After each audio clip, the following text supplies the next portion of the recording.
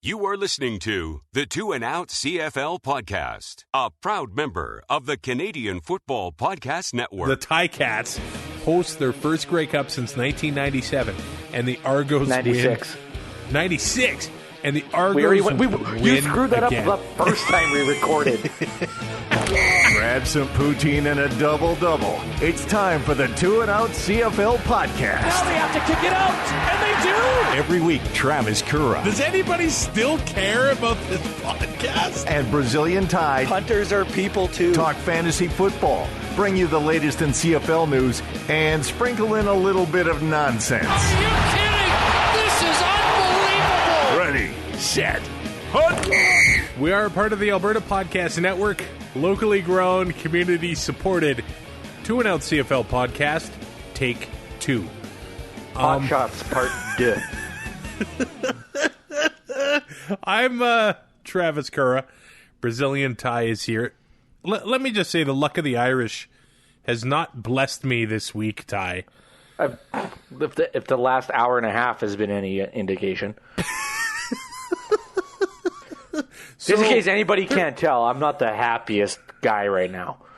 In 2 and Out's history, illustrious, award-winning / nominated history, there have been a few lost episodes. And some of them for the better. Yes, that is very fair. There have been some that I have had to Frankenstein together.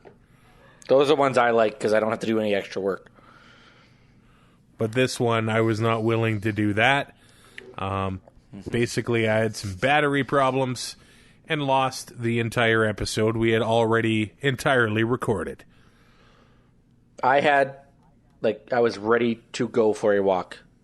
Instead of that, I ordered Pizza Hut on Skip the Dishes.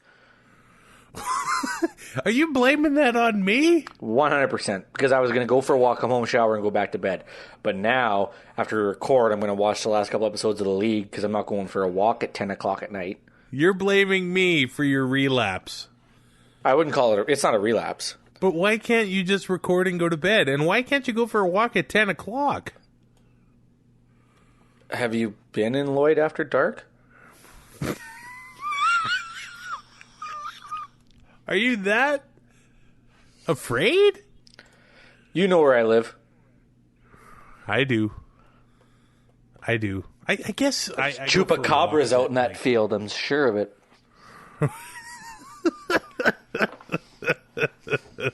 And then early St. Paddy's Day, I smashed one of the light fixtures in my kitchen. Not out of anger, not like it was the clumsiest, stupidest thing. I could try to paint a picture for you. I got these hanging pendant lights above my sink, and in the sink was a cookie sheet. I picked it up out of the sink, and I don't know what. I'm maybe too powerful for my own good. Okay. Swung the cookie sheet up and smashed glass everywhere. So I've made the order, and I have to replace the entire light fixture. And this is where I become exposed to Ty. I'm a big red-green fan. Well, who isn't? I think he could be on our $5 bill. I would not dispute that. Get rid of the polar bears and all. put them on the toonie. I would be 100%. Get rid of the queen off all of our money and put red-green on it. I'm waiting for the red-green interview with Oprah. That would be awesome. Oh, my God. So that was so bad. he's got the saying, if the women don't find you handsome, they should at least find you handy. And Ty, I'm very close to being neither. I'm going to be exposed once this light fixture shows up on my doorstep. It's one of the easiest things you can do. Your shoulder's going to get sore. Okay, because of reaching?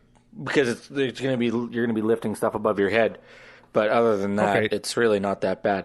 The one thing I will tell you is make sure your breaker's off. Okay, so there's two things. Make sure your breaker's flipped off before you pull that light out. I mean, I shouldn't have to tell you that, but that sounds pretty common sense. But you don't want to assume anything with me. There's nothing common about common sense.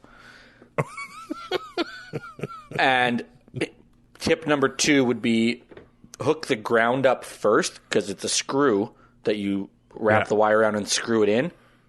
Yeah. Then if your arms get tired, it holds the light. Okay. Thank you. That don't do what I did, where I stood on my stepladder in my walk-in closet for like half an hour trying to wire in the track lighting and killed my shoulder. I just know I'm going to fall backwards right through the kitchen table. Oh, my God. Can you doubt that? Not at all. So I don't see how it doesn't happen. I am actually the clumsiest person on the planet. So yep. Before my when I still lived at home, my parents were in the process of finishing the basement. I love this story, by the way. If you can picture just the set of stairs, the basement wasn't done. So there was a space in between the stairs running up and the wall running across. And one morning I was so tired, I was crawling up the stairs. I lost my balance, fell through the gap in the floor and the stairs, crashed all the way through these boxes that were just having random stuff. My dad and sister are in the living room, and they're like, "What happened?" And nobody bothered to check on me. Just that's Dell. That's Dell in a nutshell. I trust that Park Power will not electrocute me, because I will shut the breaker off. But this episode of Two and Out is for Park Power, your friendly local utilities provider in Alberta.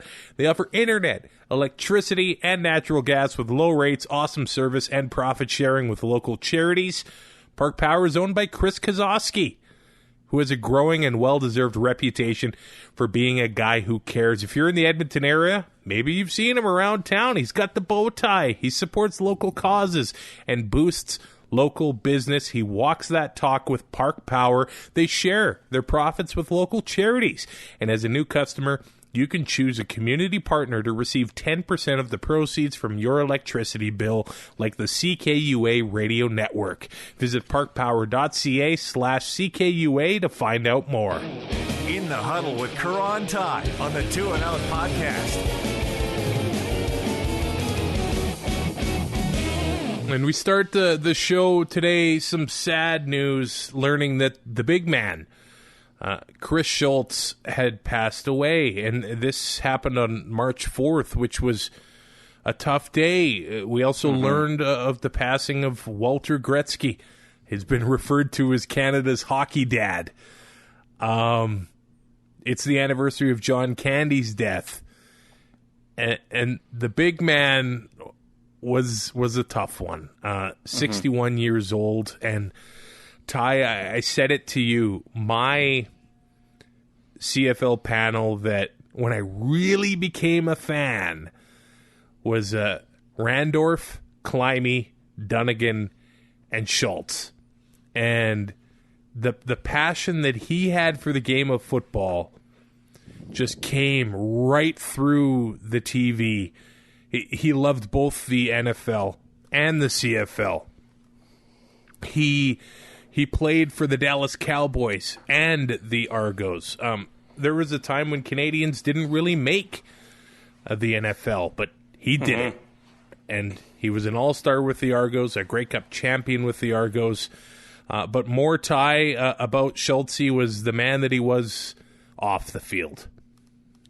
Yeah, and you know, nothing that has come, everything, or I should say everything that's come out has been about the man he was off the field. You know, whether it was pure later tackle hunger, you know, how he was behind the scenes at TSN and stuff like that, and even how he prepared, you know, for his life after football. or not for his life, but in his life after football with, the research and all the stats and everything that he would look at and compile and research before he would go on the air. Like he was the consummate professional through and through.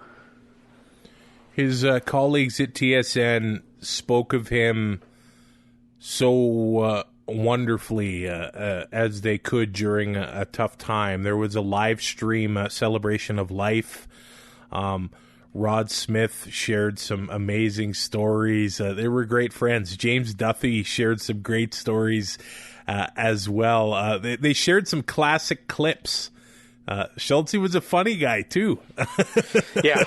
And there was some classic clips from his early days. But one of my favorite stories, and I saw Duthie speak at a scholarship breakfast at RDC once, and talking about Schultze's first steps into the broadcast world. He was very resistant to wearing the earpiece, and he finally puts it on, and he was kind of rambling a little bit, and the producer gets in his ear and says, "Shut up, Chris, throw it to James for kickoff." And he repeats it word for word right on national television, and that's just a classic story that I love, and Duthie tells it great, but he put a lot into becoming just as good of a broadcaster as he was a football player. And I think he knew that he had to, right? I mean, you can't just go into something half-assed. Yeah. He was all in, and it came through on the broadcast, whether it was the panel that we grew up with basically on Friday Night Football, or doing lines for the NFL every week on TSN when I didn't even know what sports gambling was. Risky business created the tie we know. And the business became less risky when he shaved the mustache. Look, you can relate to Schultze that way too. I'm like, although Schultze had a way better mustache, no offense. Literally everybody I know has a better mustache than I do. There's 3-year-olds with better mustaches than I have. The big man, 6'8". He was a towering presence. I only had the chance to meet him once, and they weren't kidding about his handshake. You kind of lose your hand. Yeah. I can only imagine. Hand. Such a kind person, and I know thousands of CFL fans have had the pleasure of meeting him at Grey Cups. I know he was calling Argo games with Mike Hogan on the radio over the past couple of years, and Mike is going to miss his broadcast partner, and we're all going to miss Schultze. And I love what Purelator did, and they were going to donate and match to up to $10,000 worth of donations, and it looked like people maxed it out in his memory. And I would love maybe if they continued to do the Tackle Hunger program. I don't know. Is there an award that they can name after him? And I just think it would be a great tribute to the big man to continue that in his name, because just a great man on and off and just in every facet of his life. I was actually just blown away by the reaction, because it was clear that he was loved by all who were able to meet him. And, we call it the CFL family, whether it's like when we get together with, the rest of the CFPN, and, it's like nobody really has team elite. We'll rib each other and everything, but it's all fun. We're all family, and it shows like that too when you look at guys like Chris Schultz and how he was with the rest of the media. And, a lot of them were players that cover the game now, obviously, and then you still have the hosts. And, Rod Smith obviously played football too in college, but that family extends. It's not just the fans and everything. It shows that even in the media and after the game, it's still a pretty tight knit community. Yeah, this game could use a lot more people like Mr. Chris Schultz, and he will be missed. And I know that fans across this country they're getting restless, and they're getting worried, and maybe that has been a big reason why things have been the here we go. way they've been. It was announced last week that the CFL and the XFL were going to sit down and talk and maybe discuss a partnership. And that was it. Mm-hmm. That is all we know. That's all that's been said. But things have sort of gone out of control. Like me on a Friday night at Grey Cup. Yep. Or Wednesday. You're usually a Wednesday guy, yeah. One time. Just no pacing. In bed before 11 with a Gatorade and 2 Cheddar Smokies from 7-Eleven. Ooh. Those Cheddar Smokies are underrated. They're so good. Oh, they're top 5. By the way, do you have your Pizza Hut yet? Yeah, it showed up. What did you order? Small pepperoni lovers pizza and 22 salt and pepper wings. 22? Like they come in 8, 16, or 22. Oh. So, of course, I ordered the most that I could order. Why not 24? I don't know. What?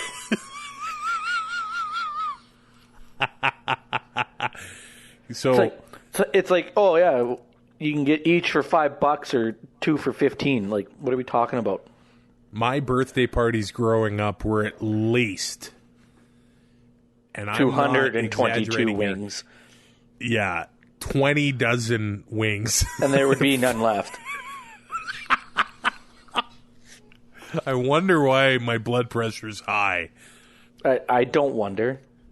My blood sugar is good. So, I'm a medical mystery. You're fine. You're the picture of health. Is that a Headstones album? Great reference. I think it actually is.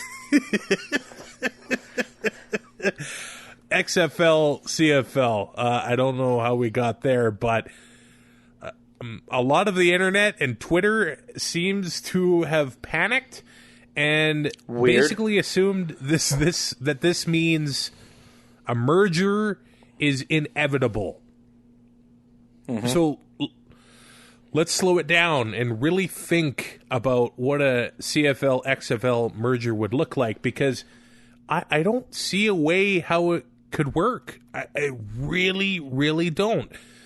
So because it doesn't. Now, 2020 XFL started with right after the Super Bowl, and I know it ended up getting shut down due to the pandemic. Ty, remind me, did they plan to play 10 games? Was that the plan? No idea. Couldn't have cared less. Okay, I think it was going to be... This is not the XFL I wanted. It was a watered down version of what they had before, which was way more fun before. And yeah, this league did not appeal to me whatsoever. They wanted to be taken more seriously this time. Like, they wanted to distance themselves from the old XFL and people with criminal records. Yeah, the wrestling, the stuff like that. But hey, they did bring us the cable cam, and he hate me. So that is greatest name in football history. I don't even think it's up for discussion. If you say he hate me, everybody knows who you're talking about. You're right. Everybody absolutely knows. But the last XFL was different, mm-hmm. And it ended up going away. So if the XFL and the CFL were going to merge, we know that the XFL doesn't want to, and it cannot compete with the NFL, so mm-hmm. they can't have games in the fall. Mm-hmm. NFL training camps start towards the end of July. The rookies start to report, and then they have the 4 preseason games. It's all August long. So you're probably going to want to avoid that if you're the XFL, because your players, I'm going to assume, you're in the States, are going to want to try to have their shot mm-hmm. at the NFL. Yep. Can there be CFL football right after the Super Bowl in February? You're saying move the season up? Hey, that's moving it up. Yeah. And all the people are going to say, I didn't want it moved up that early. Well, you can't have your cake and eat it too.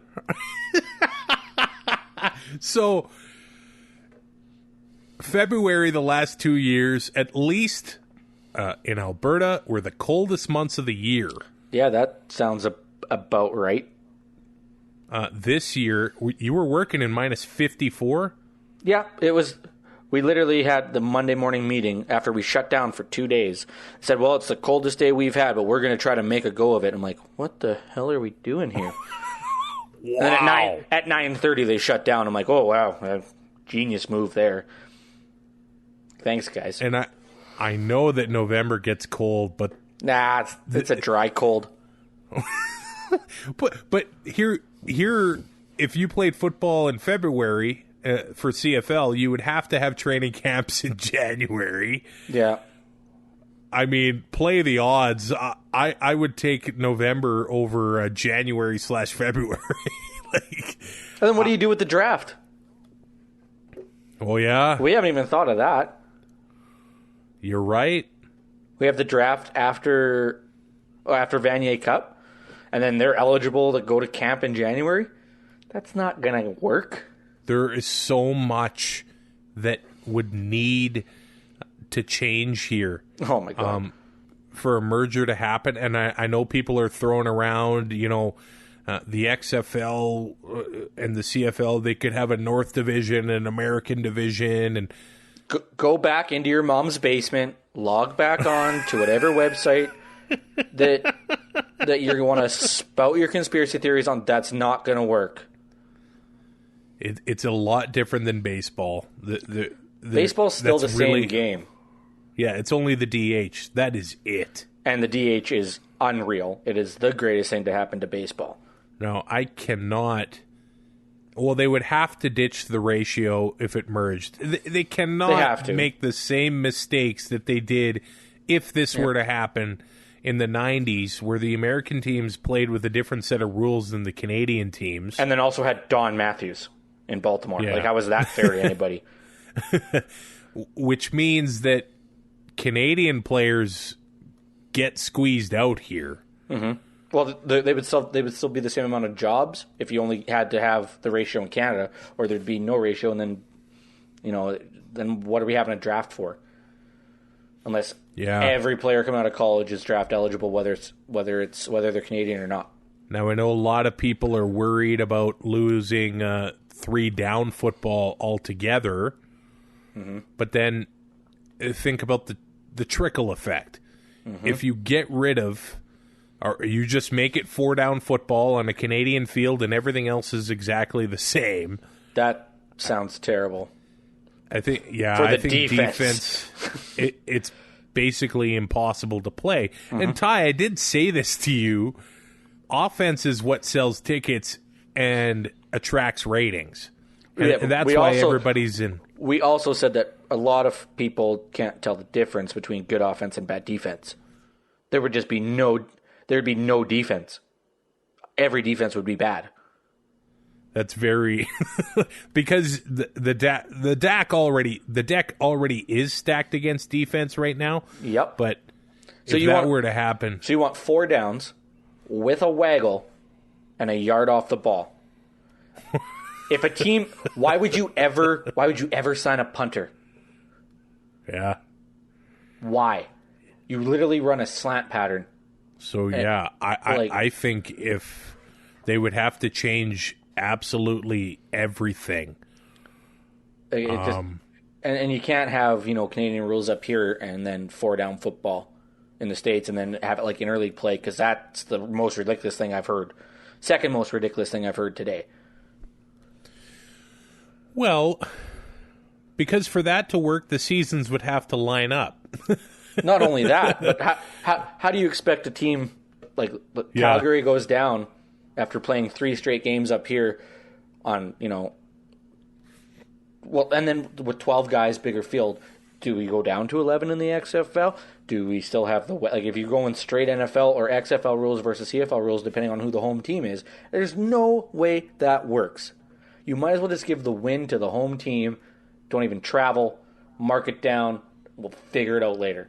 Save the money, because it's not worth it. And that's another thing. If Calgary goes to play the Tampa Bay Vipers or the Seattle Dragons or whatever it be, Why do you have to just pick terrible names? It's better than the Kraken. Yeah. Are the Americans going to watch that? Probably not. I cannot see them. It happens in NBA and it happens in MLB. They don't care about the Raptors. They don't care about the Jays. Happens in the NHL too when Canadian teams make the final. Yeah, and I don't think it gets the same attention because, of course, the ratings in Canada would be crazy if it was, Leafs Oilers in the final. Oh. I'm sure Gary Bettman would be pulling what Harry has left out if that happened. Well, the thing is, the ratings in Canada would be unreal, and Northern New York. Right. Because every year Buffalo has the highest ratings in the States. But other than that, I mean, I don't think people in the middle of June are going to watch a Leafs-Oilers final in Sunrise, Florida. They don't even watch the Panthers in Sunrise, Florida. And the TV money is in the States. And I know a lot seem to think that with The Rock being on board with the CFL, and I get it, he's got over 200 million followers on Instagram. When he mentions something, and he's running for president in 2032. Yeah, so if the future president is on board with the CFL, how'd that work out for the USFL? Yeah, that's a big deal. But I don't know if he can make Americans care about Canadian teams or a Canadian league. I think it might be better to get Canadians to care more about the CFL. I do think that the CFL could learn steps. A few things from the XFL. Yep. That central ownership model is actually pretty intriguing. What if the CFL was run under, central ownership? And I know with the community-owned teams in Winnipeg, Edmonton, Saskatchewan, and arguably 3 of maybe the top 4 most successful teams in the CFL, are they going to want to give up that control? So I don't even know how that would happen, but if the profits out of Winnipeg and Saskatchewan, which, I mean, they're not massive numbers, but if they were shared with the Montreals, BCs, and Torontos, that would create a healthier overall CFL, I would think. I would think, but at the same time, I don't want to proclaim that. I don't think that we know. Yeah, enough. I'm not a business guy. Yeah, we're not a businessman. We're a businessman. But I just don't know. Unless there's a huge influx of capital from this, and that's the only way that could possibly happen with the CFL owning all 9 or having a centralized ownership. Because I just don't see the 3 Prairie teams giving up anything. Why would they? Yeah. But at the same time, if they don't, and this league never comes back, God forbid, then you're going to be looking back and being like, "Oh, we probably should have done that." But I mean, that's your worst nightmare, right? I mean, it works in MLS, but at the same time, they're playing. They're like, you go to Seattle and they're selling out, and I know the Riders sell, but it's just a different price point and everything, and it seems to work for the MLS. That's a pretty big scale. You think you could scale it down to 9 teams? I just don't know if, because it didn't start like that. It'd be hard for the CFL to envelop all 9 teams, and because you'd have to buy out, you'd have to buy it off of MLSC. The Riders, Bombers, and Edmonton are community owned. You'd have to figure out a way to get that bought. Like, it's just you're going to need a lot of money to start up, and they just don't have that right now. Well, I'm pretty sure the expansion fee for the Atlantic Schooners was to be $15 million for one team. Yep, and that was what the XFL was sold for. And we had talked about this before, but I think Vince was just done. Yeah. And that must be what it is, because football fans were promised this. Spring football has so much challenges in the U.S., but the AAF, the XFL were all said to have had years of money in the bank to absorb these losses before they could start turning a profit and have a sustainable league.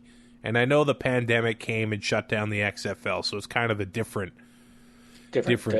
story there. But both of the leagues just went away when they both said they had years of money in the bank to support the thing. So you're saying that a sports franchise and league lied to its fans? I don't believe you. Now, the CFL's been in deep trouble before. The 1995 Grey Cup, a lot maybe thought it was going to be the last in CFL history, and there have been plenty of Grey Cups since then. Franchises have been in trouble. The Rough Riders have had telethons. And back then, it just seemed like it was common knowledge, almost like they were very transparent about it. If the situation was as dire as some believe it to be, would they not be transparent about the situation instead of just coming up with the Grey Cup fan base? Wouldn't there just be more and more options for fans to try and save this thing? I don't think, I think the situation is dire. I know that. But I don't know. Maybe we're at a 50-50 shot. I just don't think that if they don't partner up with or they don't merge with the XFL, that it's just going to die. Because these provincial governments, they're not going to want those big old empty stadiums being used for nothing. Yeah, because, outdoor concerts in November or December, January in Regina, lovely. Lots of fun. I guess I just think if the league were going to be on the brink of folding, it wouldn't have been a partnership announcement. There would have been leading up to it, and it would have been a merger or a purchase. It would have been. I don't think the league's in great shape right now, but I think it's in good enough. I think it's in good enough shape where it doesn't quite need a bailout or a merger. They might need a bailout from the government if they would actually get their S together and come up with a plan, but they didn't, and we haven't heard anything about it since. Not that I was a fan of a bailout, but it is what it is. I think if it was that dire, we'd already know. Yeah, I really think we'd know if the situation was that dire as well. I've seen a few conspiracies floating around. The BC Lions are without an owner. Does The Rock want to own the BC Lions? I think that would be definitely fun, and that would be a change here. But I honestly see this proposed partnership being something really simple. Like marketing and maybe a better TV deal. Yeah, and I don't know, two-way contracts, how would that work? Players being allowed to play in the XFL and the CFL without any sort of shenanigans, and I get it. Yeah. A full CFL season, a full football season is brutal on the body. And if players are going to play in both leagues, you know what? They would probably get them a nice little paycheck there. But it would also mean 30 to 35 football games in a year. And some of these guys, it already is a 12-month-a-year process, and they barely feel healed by the time training camp starts again. I think the only way a two-way deal would work, you'd have to have some sort of waiver system, obviously. Yeah. But the seasons would have to line up somewhat. Yeah. Right? You couldn't go February to June to November. And I just don't see how players would be able to do that. They have a hard enough time playing 16 or 18 games now. one of the biggest topics of the past half decade has been player safety, right? And to allow guys to play that much football in a year, there's no way. There's no way. I don't know. Like, I walk 5 kilometers a day and I'm going to fall over. Like, yeah, I got to go up 4 flights of stairs after I go for a walk, man.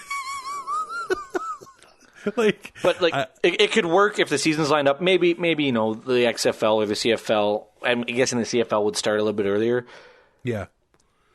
So the end of the season's kind of lined up, and you could have a waiver system. But either that player when he's cut or released could go to either league, and it would be there would be no rights like you have in the NFL where a team will release a guy, but because of the contract structures and all that stuff, going in between leagues can be a little tricky.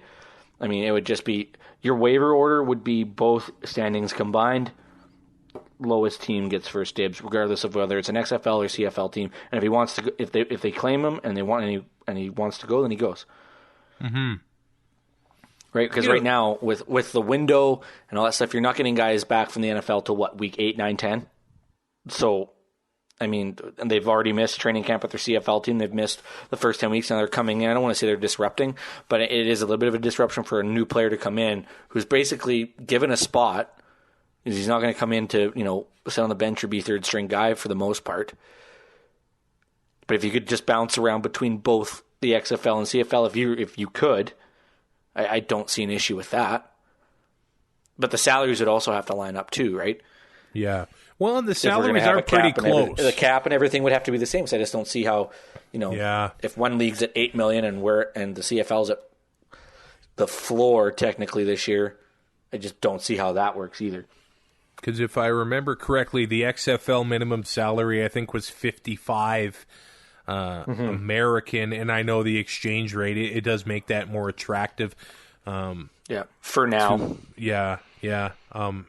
Canadian dollar is over 80, and it's been a while since it's been that strong. Canada's not the one printing trillions of dollars at a time. Right. Yeah, I guess that's why that's happening. But I just feel like if a merger were to happen, we'd see like maybe, April to July football in Canada, and I don't know, maybe that would happen. I guess I wouldn't be thrilled with that. There's a long and rich tradition. Well, let's face it, the Grey Cup has made more money and has been more successful than both of the XFL's seasons combined. So, I mean, I think the XFL has a lot to gain here, and if they can have a player pool available to them from Canada, it helps them out. Yep. It's interesting times, but all we do is know that they're talking, and there's no really point in just worrying about this thing. We have 2021 to worry about as far as the CFL goes. And what did I say? What did I say in the group chat when this all became breaking news? You guys worry too much. Yeah. In the same breath, I said, on March 12th, in 3 weeks, everything will be back to normal, and here we are. Here we are 53 weeks later, 53 weeks basically to the day. I'm man enough to say when I was wrong. Yeah. Okay, Ty. Neely, however, is not. That Burger King was not open. I walked around downtown Regina in my boots on Labor Day. Okay, Ty, November 2021, Hamilton, Ontario. Mm-hmm. What's the Grey Cup look like? Like Toronto winning in the new stadium? Okay. Watching the world burn. You see, that's the most Hamilton. Optimistic I've heard you about Canadian football happening this year. Oh, it's because I want it to happen because it'd be hilarious. Okay. The Ticats host their first Grey Cup since 1997, and the Argos 96. Win. 96. And the Argos win you screwed that again. Up the first time we recorded. And the Argos win again. Oh. You're speaking my language. And speaking of those Argos... I cheer for chaos. We know this. Okay, so the Argos sign Enoch Mwamba. How? That's the question. They now have the Eastern Most Outstanding Canadian and the Western Most Outstanding Canadian? And probably going to sign Taylor Loeffler. Oh. The greatest training camp roster in CFL history. Hands down. Not even up for discussion. Like... And they don't even have a... Oh, no, I guess they do have a starting quarterback. As I say, they don't even have a starting quarterback, but that's Ottawa. That's why I told Ty, and I asked you, I said, are they trying to fix it so the Argos win the last Grey Cup ever? No, they are playing spoiler. They are there to ruin Hamilton's Grey Cup party. You are the most sadistic person I know. Oh, man. I live across the street from a ball diamond, and it's got a parking lot in it, and when there's kids riding their bikes, like learning how to ride their bikes, I cheer for them to fall from my bedroom window. Because they're not my kids, and I don't care. Oh, wow. You really are angry after the first show ended up in the abyss. I think I'm more hangry. Oh, yeah. You haven't had any pizza yet? No. I'm a professional. Okay, the name of the last episode. Let's be honest. Hey, it's a pandemic. Don't you have $400 to put your name on a fan base? But if you don't, you're not a real fan. Yeah. Somebody's going to edit that out of the show. Yeah. Okay, bud, you want to blow smoke? Go have a dart. God, and it's no secret that I hate that man. So I tried not to get the angry elk used this time, and I think I've done a pretty good job. Well, I'm just going to be transparent here. There's probably going to be some editing in the last 30 seconds of this podcast, and it might make 0 sense out of context. Right on. But I'm not going to hide that fact. No. But there, now you know. I have to protect the business interests of this show. Can't wait to wake up to a bunch of tweet notifications that make no sense. We're a part of the Alberta Podcast Network, locally grown, community supported. This episode of Two and Out brought to you by ATB Financial. And they've got a podcast called The Future Of. You can join Todd Hirsch, ATB's Vice President and Chief Economist, as he connects with special guests who offer unique and useful perspectives about the future. Explore how our economy and communities can not only brace for change, but embrace the opportunity it creates. From the future of women in business to the changing nature of work itself, The Future Of helps us understand what's coming and what we need to do today to get the tomorrow we want. Featuring 2 episodes each month, plus bonus episodes, The Future Of includes interviews with top community and business leaders from Alberta and around the world. Subscribe to The Future Of in the Apple Store, Google Play, Spotify, and everywhere podcasts are found. And connect to ask your questions about the future by emailing thefutureof@atb.com. I wonder if Mr. Hirsch could do an episode on the CFL. What does the future of the CFL look like? How can we fix this league? Either way, Ty, there's probably going to be a lot of changes.